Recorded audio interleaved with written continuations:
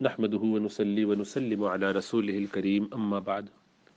Vaccines اور جو flu جیب وغیرہ مستقل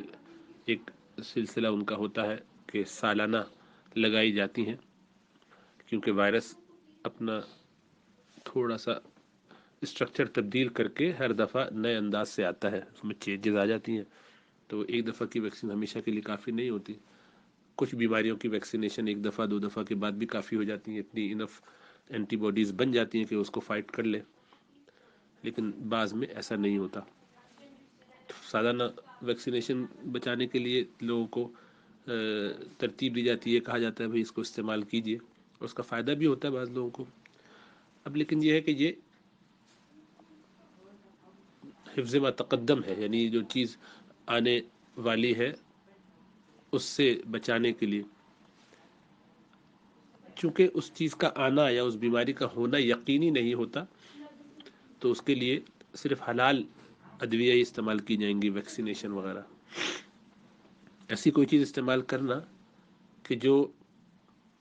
ویکسین کسی حرام انگریڈینٹ سے ہو، جیسے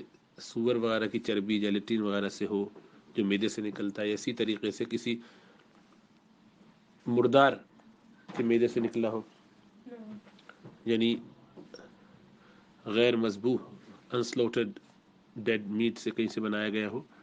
تو ایسے تمام انگریڈینٹس جو کہ حرام ہیں ان کا استعمال ویکسین کی صورت میں بھی حرام رہے گا۔ حرام چیزوں کا استعمال علاج کے لیے کچھ شرائط کے ساتھ ہی جائز ہوتا ہے، بہت مجبوری میں، اور وہ یہ کہ جب بیماری ہو جائے اور جان لیوا ہو یا بہت شدید نقصان کا خطرہ ہو۔ نمبر دو یہ کہ وہ علاج بھی اس سے تقریباً یقینی یا گمان غالب کے درجے میں ہو کہ بھی اس سے ضرور فائدہ ہو جائے گا،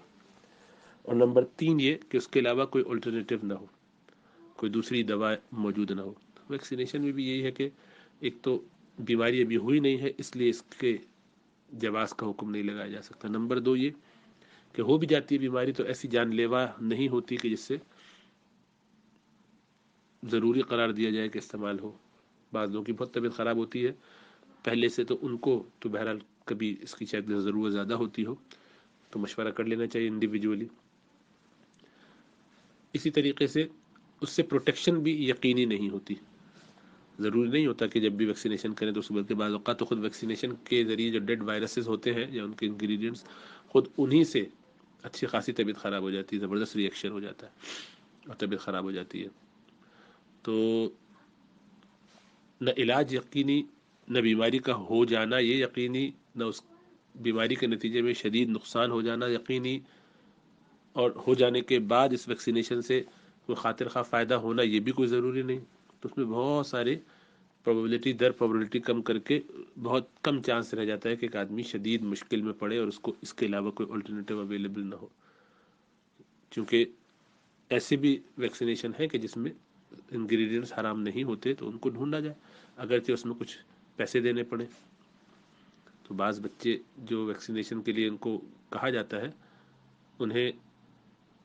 اسپرے کے ذریعے جو ویکسین کی جاتی ہے وہ ناجائز انگریڈینٹ سے ہوتی ہے، لیکن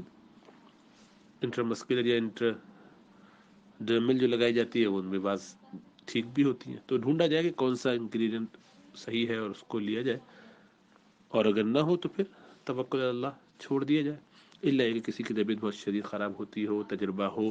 تو وہ انڈیویجول کیس میں کسی اپنے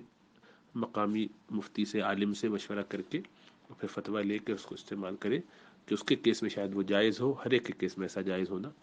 یقینی نہیں ہوتا، اس لیے اس میں احتیاط بہت ضروری ہے۔ اللہ سبحانہ و تعالیٰ ہمیں سمجھنے اور عمل کرنے کی توفیق عطا فرمائے۔